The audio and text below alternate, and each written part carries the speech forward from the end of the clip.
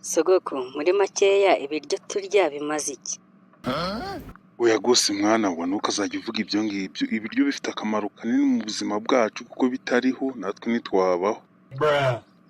None se sogoko ni gute tutabaho ibiryo bitariho? None se ko mara icyumweru ntariye nkaba mbaho, buriya ibiryo hari icyo bifasha?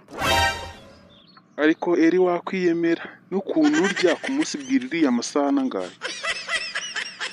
Nawe rwose sogoko wibikabiriza, nose udusahane 3 umuntu aba yariye ibyo bivuga ko ari ibiryo? Ngira ngo ibiryo ni ukuba umuntu wenda yarya nk'ingunguru wenyine. Ego ko mana, umuntu arya ingunguru wenyine se ni igitera ni inka? Umuntu ntabwo yemerewe kurenza byibuze isahani imwe ku munsi. None se sogoko ngiye ko isahani imwe nyirenza ugushatse kuvuga ko ntari umuntu? Rwose we ntukazajya univugaho, inda ufite niba ari inda niba ushyira mu kigega njye nayobewe ubwoko bwaribwo.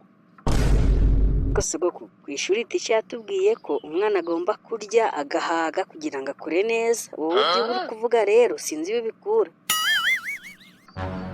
None se teacher ko yababwiye ngo mujye murya, arababwiye mujye murenza urugero cyangwa yababwiye ko mugomba kurya mu rugero? Ariko wari uzi ko ibiryo byinshi ari bibi bishobora no kukwica? Oya rwose sogoko aho ngaho urambeshye, mu rugero rw'umuntu ibiryo byinshi?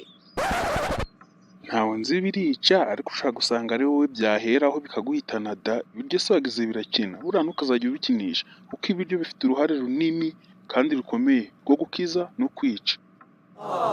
Oya sogoko ntumbeshye, none se ngiye ko ushaka kwicwa nabyo wambwira ikintu nakora kugira ngo ari njye biheraho byica abandi bazafatireho urugero? Okay, niba ari ibyo ushaka nagufasha.